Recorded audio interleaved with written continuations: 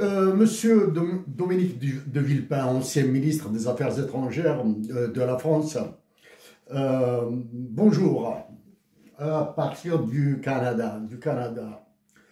Un de mes proches, très proches, m'a recommandé votre interview que vous avez accordée à Mediapart, à Edoui Plenel. J'ai écouté avec beaucoup d'attention. Hier, je suis tombé sur l'interview que vous avez donnée à une chaîne de la télévision algérienne,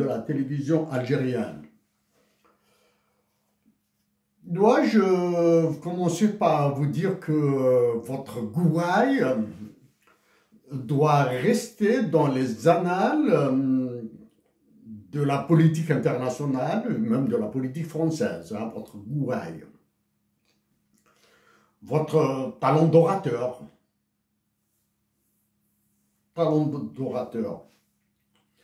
Mais s'agissant de mon pays, de ma patrie, l'Algérie, vous manquez d'efficacité.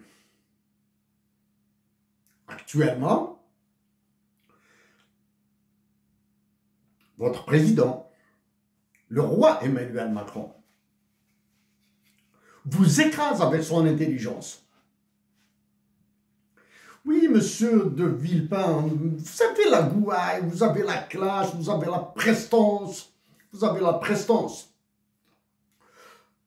Dois-je vous reconnaître aussi la noblesse de certaines de vos positions? Malheureusement, vos positions sont à géométrie variable. Prise d'opposition pour les Palestiniens, hors norme, exceptionnelle. Votre prise d'opposition dans la guerre contre l'Irak.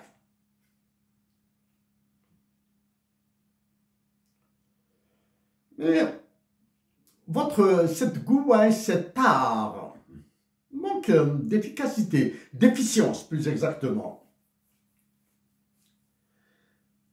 Dans certaines de vos interviews, vous n'éprouvez aucune gêne à qualifier certains régimes de dictature.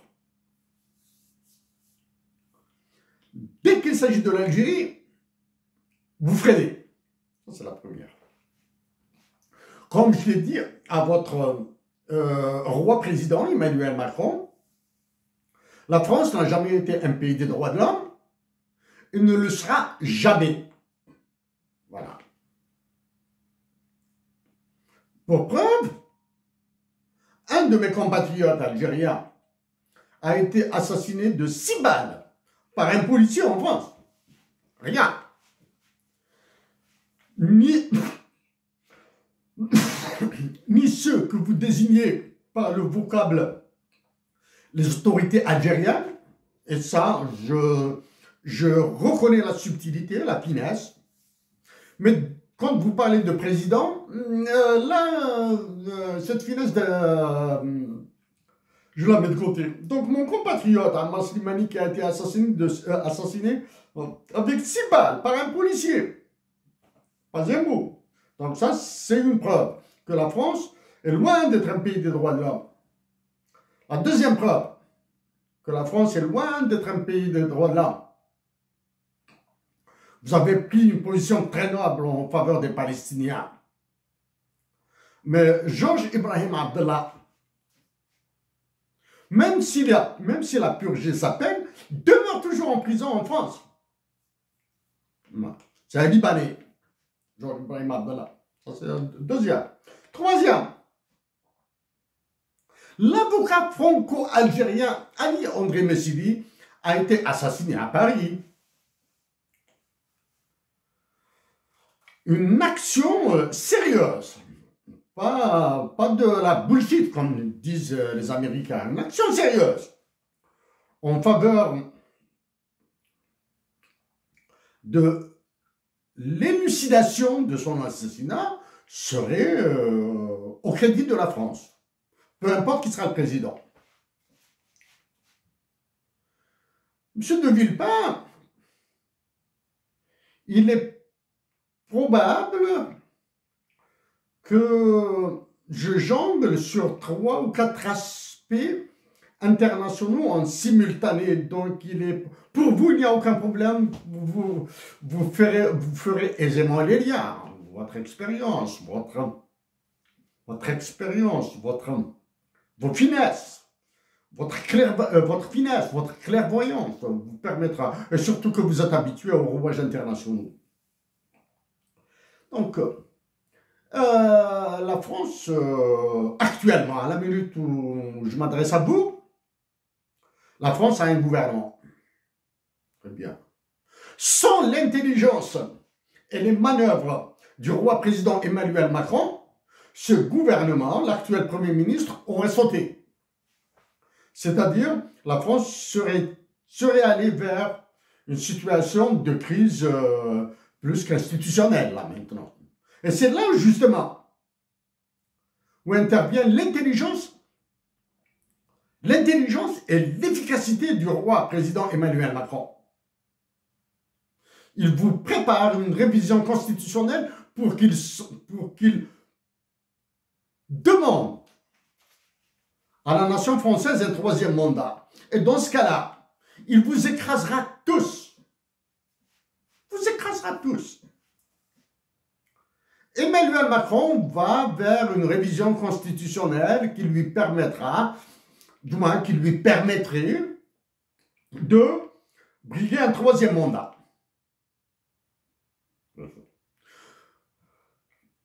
Je suis d'assez près, pas d'assez près, mais disons les grands traits comme ça de la politique intérieure française. Sans les manœuvres, sans les menaces d'Emmanuel Macron contre le président qu'il a chassé. Je cite François Hollande. Ce gouvernement-là, qui sort de nulle part, serait tombé. Donc ce sont les menaces d'Emmanuel Macron, de ses agents, de ses conseillers, de ses sbires, de ses hommes d'influence sur François Hollande et le Parti socialiste. En parlant de François Hollande, du Parti socialiste, d'Emmanuel Macron, je tiens à ajouter à votre voix celle de l'immense Ségolène Royal en faveur de la patrie, en faveur... Le concept de coopération est galvaudé. Le concept de coopération est galvaudé et le concept de coopération renvoie des aspects encore plus lourds, là, encore plus complexes. Là. Il suffit de voir ce que fait le président des États-Unis d'Amérique actuellement pour voir que la coopération internationale est un gros four, voilà. Donc, je veux ajouter à votre voix celle de la noblesse, celle en faveur des Palestiniens, entre autres. Celle de Ségolène Royal. Ségolène Royal, à qui je dis toute ma très haute appréciation de ce qu'elle fait. La vie étant ce qu'elle est, certains d'entre nous traversent des moments bas, des moments hauts, des moments de bonheur, des moments de tristesse, des moments de déception, beaucoup de moments d'espoir. Voilà. Donc, je reviens à votre interview. Je rappelle celle avec Edoui Plenel, celle que vous avez accordée à Edoui Plenel est merveilleuse, c'est du top. Hein. Celle que vous venez d'accorder là à la télévision algérienne, l'est beaucoup moins. L'est beaucoup moins. Alger demeure un passage obligé pour tous les candidats à la présidentielle en France. Donc, automatiquement, vous avez l'intention de vous présenter. Ça, c'est le... Vous avez parlé du Sahara occidental et vous avez dit, dans cette interview, qu'il s'agit d'une question, que la question relève du droit international de l'ONU. Plus exactement, ce droit international, c'est plus le chapitre 6 et 7 de la Charte des Nations Unies. Mais malheureusement, la France que vous avez représentée là, à certains moments, oublie ce qui se passe au Rwanda actuellement, à la minute où pas là, hein, la minute au Rwanda. C'est fou là, hein.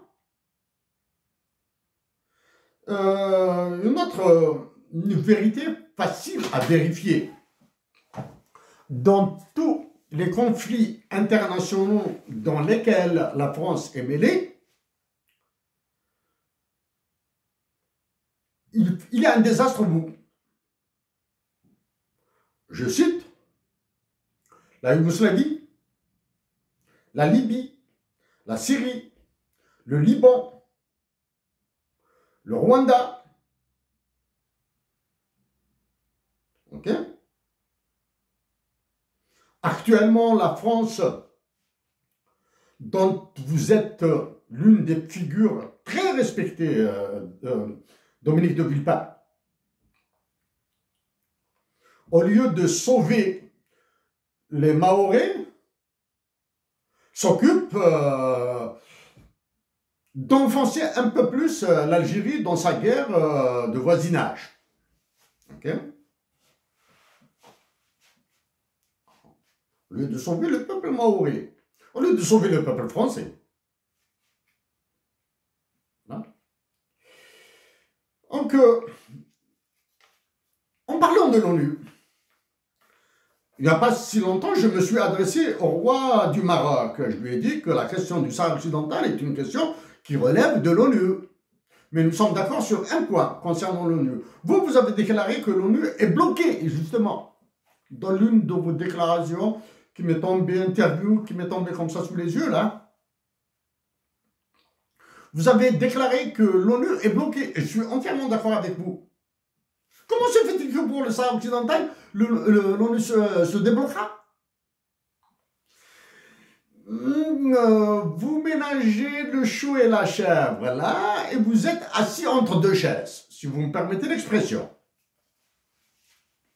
J'ai dit au roi du Maroc que suivre les conseils, faire confiance au roi de France, président de la France, Emmanuel Macron, lui sera très préjudiciable et le sera pour la nation marocaine.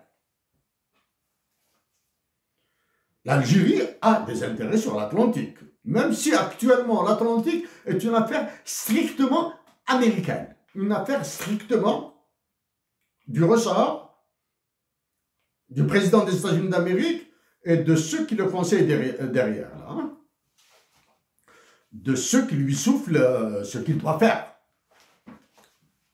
Okay? Quand est-ce qu'il doit avancer, quand est-ce qu'il doit reculer? Je vais dire, il y a un quasi-peuple de Sahraouis sur les terres algériennes qui doivent rester sur les terres algériennes aussi longtemps que leur sécurité ne sera pas garantie au Sahara occidental pour qu'ils repartent. Il y a des réfugiés un peu partout dans le monde.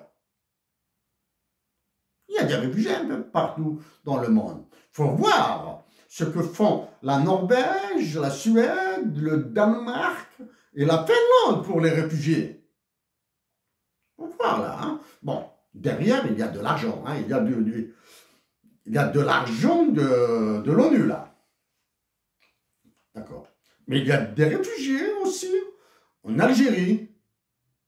Il y a des réfugiés économiques qui meurent dans les déserts africains, bien qui sont vendus dans les déserts africains, bien qui sont exploités dans les déserts africains. Pourquoi?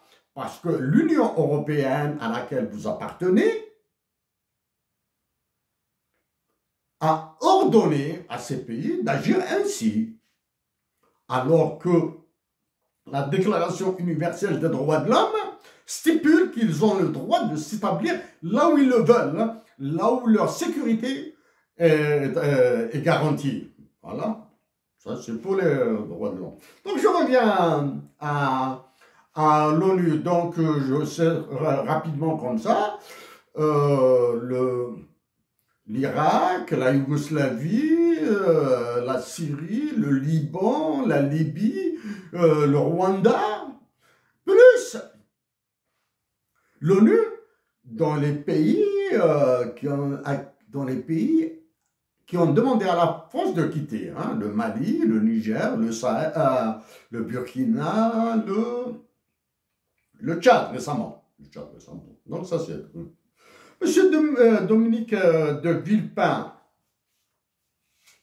actuellement je suis en guerre contre Emmanuel Macron dans ce qu'il fait dans mon pays. Savez-vous qu'Emmanuel Macron nous a interdit d'entonner l'hymne national algérien qui s'appelle Kassaman parce qu'il y a une partie qui cite nommément la France? Dominique de Villepin, est-ce que vous allez participer, est-ce que vous allez poser au moins à l'intérieur de la France la problématique de l'article 6 du traité de l'Atlantique Nord qui dit que l'Algérie appartient à la France jusqu'à maintenant? Là, en le faisant, Dominique de Villepin, en plus de vous exprimer publiquement mes remerciements, je vous dirai aussi ma reconnaissance pour votre courage politique. On continue à parler maintenant toujours dans le contexte international.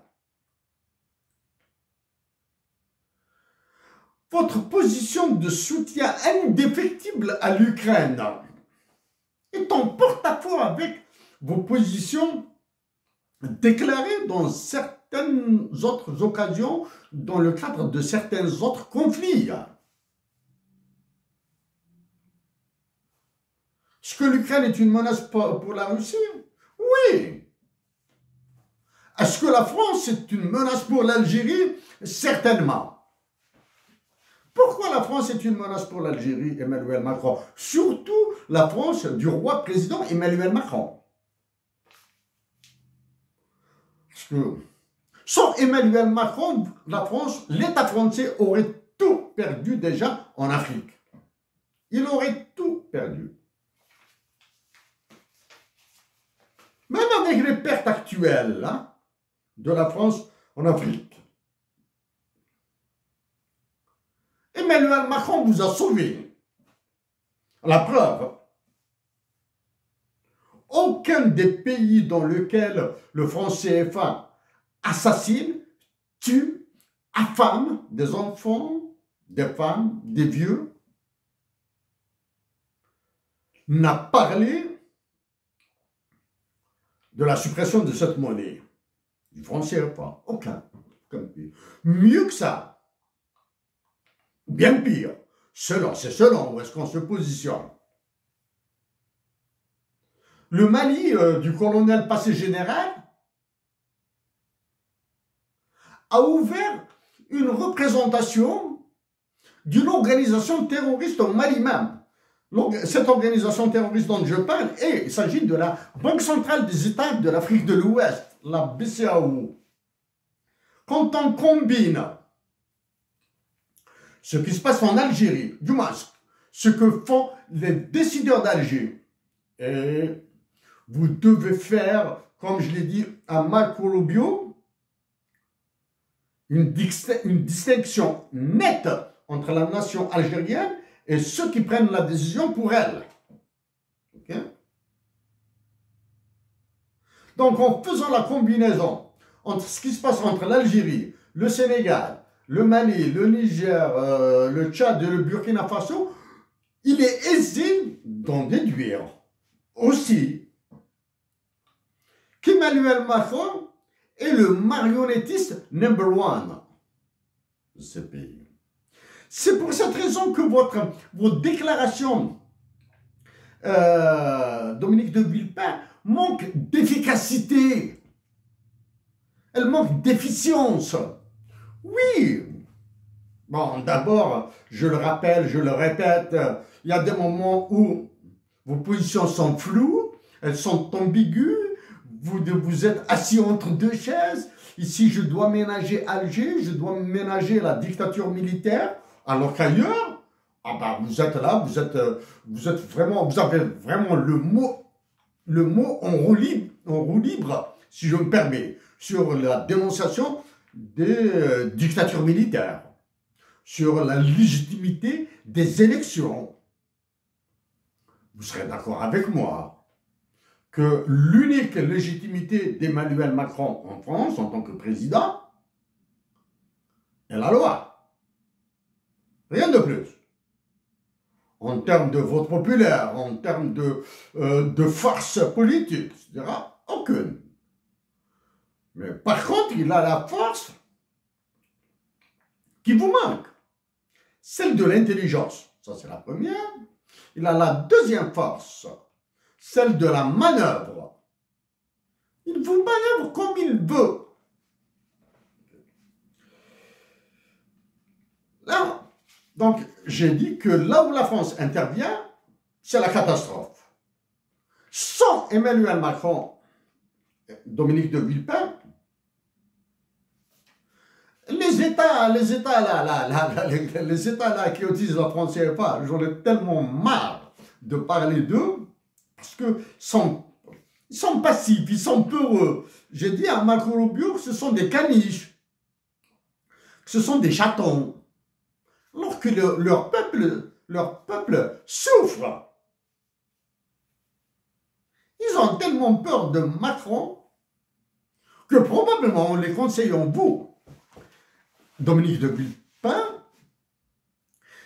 ils souffleront un petit peu, ils respireront mieux, bien en prenant position sur le franc CFA, si vous êtes pour, si vous êtes contre, en lui signalant que le dinar algérien va tout droit vers l'égalisation avec le franc CFA. Mais ça, je m'en occupe. Parce qu'il est hors de question de laisser tomber ma patrie et d'être avare en effort pour le bonheur de mes compatriotes algériens.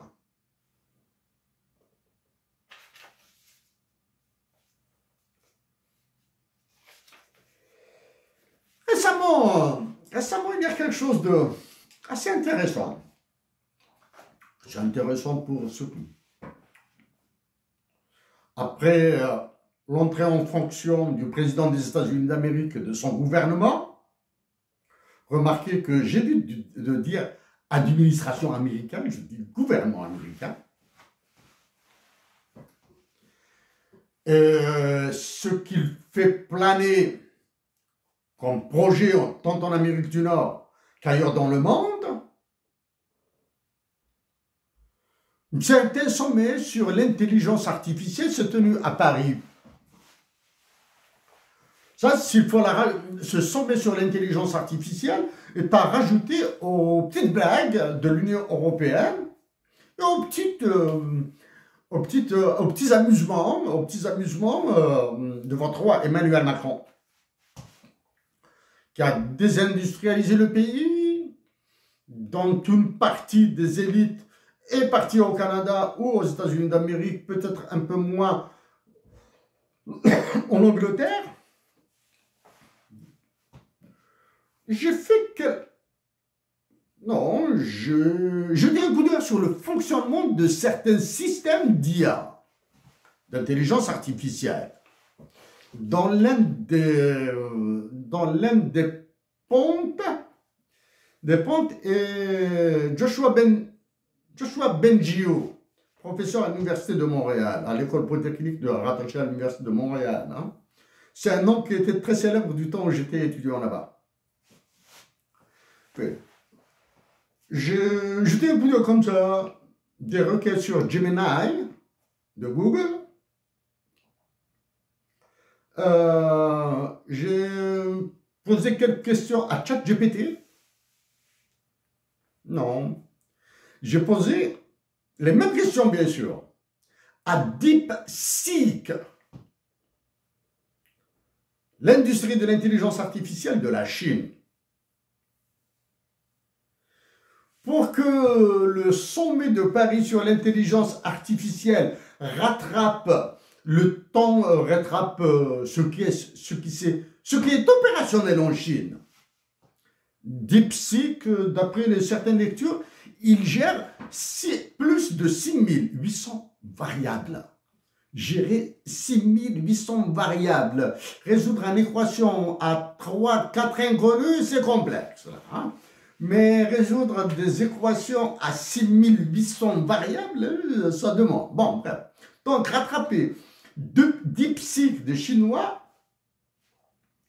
par les Européens, par la France, il lui faudra beaucoup de milliards de dollars ou d'euros, peu importe, ou de yuan. Si vous voulez de l'argent chez les Chinois, il y en a à gogo. Les réserves chinoises sont pleines. Les terres rares, la Chine, on en a suffisamment.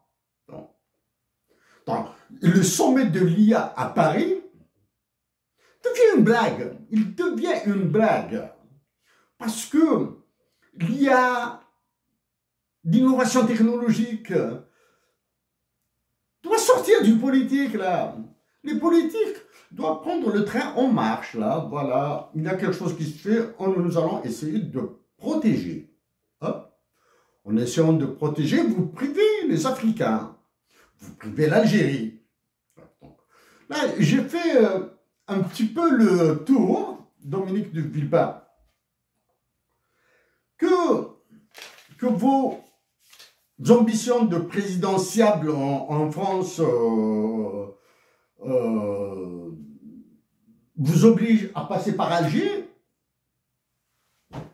c'est de bonne guerre, c'est de la bonne dynamique. Elle montre que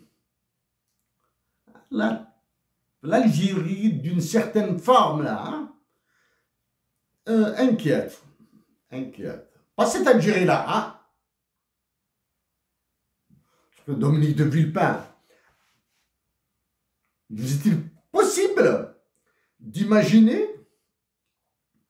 une Algérie-France qui sort de toutes ces salades-là, hein, qui sort de toutes ces considérations de mesquinerie, de racisme, de ces histoires de foulard, de ces histoires de prière, de ces histoires, mais qui doit s'intéresser d'abord au respect de la dignité des humains, des Algériens qui se font lever qui se font tirer comme des canards, qui se font lever comme des lapins à Paris, en France, c'est trop. C'est trop.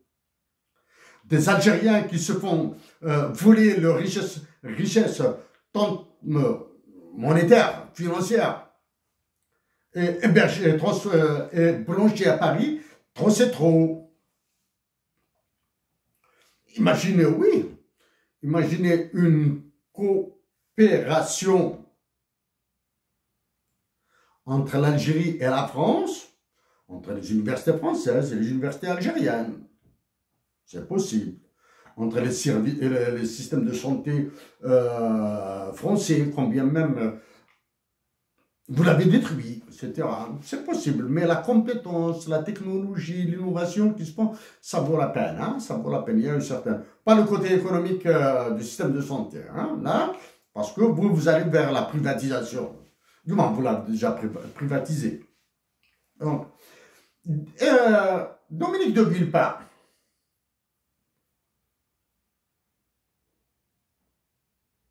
parmi mes intimes, vraiment des intimes,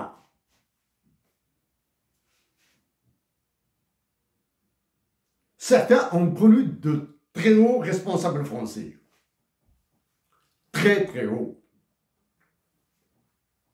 Nous arrivons comme ça, il nous arrive comme ça, de temps en temps, de blaguer un petit peu, de temps en temps, il leur arrive de lâcher un petit peu, de se lâcher.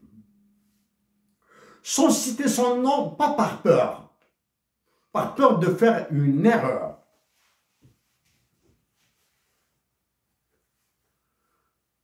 Un ancien Premier ministre français a été bien pas brocardé, il a été bien trimballé par des proches de Hussein Ahmed à Alger. Dans les années 90, début des années 2000, fin des années 90, début des années 2000. C'est un ancien Premier ministre français. Il a été bien ballotté par des proches de Hussein Ahmed, sans citer le Front des Forces Socialistes, ce parti devenu une poubelle maintenant. Hein? On parle des proches, des intimes de Hussein Ahmed. Ça. D'autres ont parlé de certains comportements de l'État français. Dominique de Villepin, je vous tire mon chapeau si vous posiez la problématique de l'article 6 du traité de l'Atlantique Nord, qui fait de l'Algérie une propriété de la France. Si vous la posez. Je vous tire mon chapeau si vous ajoutez à cette problématique la condamnation et la justice pour les assassinats d'Algériens commis en France. Je vous tirerai mon chapeau si vous appelez à la libération de tous les détenus politiques algériens en Algérie. Je vous tirerai chapeau si vous posez la problématique du franc CFA et son caractère criminel, son caractère génocidaire, son caractère fiduciaire dans certains pays africains. Vous cite, il est anormal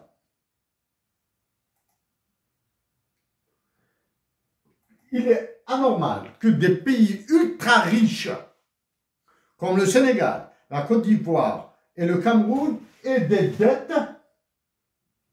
en 2025 et des dettes de 39,9 milliards de dollars.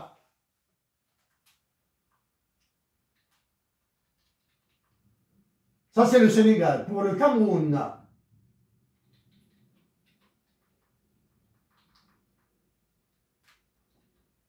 c'est 15 milliards de dollars. Et pour la Côte d'Ivoire, 36 milliards de dollars à cause du franc CFA. Dominique de Villepin, voici les 4 ou 5 sujets principaux sur lesquels je serais heureux de lire vos mots ou d'entendre vos mots sur vos propositions. Sinon, si vous éludez toutes ces grandes questions extrêmement complexes, vous confirmez, oui, que vous êtes juste dans l'effet de manche. Avec mon parfaite considération, Dominique de Villepin, en espérant vous rencontrer à Paris ou ailleurs, pourquoi pas. Ce sera avec plaisir. Discuter avec des hommes de votre prestance est une occasion qui se profite. Merci à vous, Dominique de Villepin.